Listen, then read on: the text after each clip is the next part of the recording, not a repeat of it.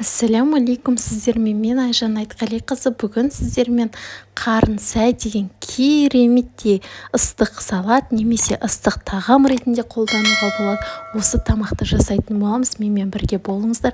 Ең алдымен қарнымызды жақсылап тазалап асып аламыз. Жұмсағырақ қып асып аласыздар. Кәдімгі суға қайнатып, тұз салып, кішкене астын басып қайнатасыздар. Бетіндегі көбігін алып. Менде осы қарынды тазалаудың видеосы бар. Сол видеодан көрсеңіздер болады каналымда. Қарынды майға салдым, қуырдым, пияз қостым, қызанақ қосып жатырмын. Міне менде тек қана жаңағы пиязбен қарынды қуырып жатқан бастапқы видеом түспей қалыпты, бірақ ештен кетпейді деп ойладым. Осылай қарынды сұйық майды құясыздар, жақсылап қыздырасыздар. Қарынды бірінші қуырасыздар, одан кейін барып пиязымызды салып, одан кейін қызанағымызды салып, қазір мен томат пастасын қостым. Томат пастасын кішкене көбірек қуырыңыздар, одан кейін міндетті түрде черный перец, жаңағыдай қара бұрыш, қызыл бұрыш, тұз қостым.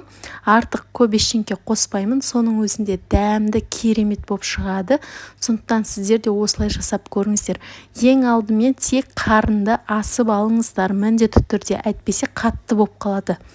Одан кейін менде ащы бұрыштар, осылай жасылын қостым, қызылын қостым.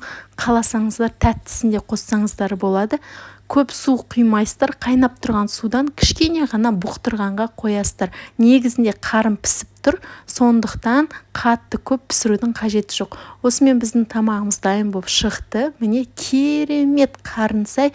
Кез келген қарыннан жасай берсеңіздер болады. Қойдікі болсын, сиырдікі болсын. Міне каналыма тіркеліп алыңыздар, ас болсын.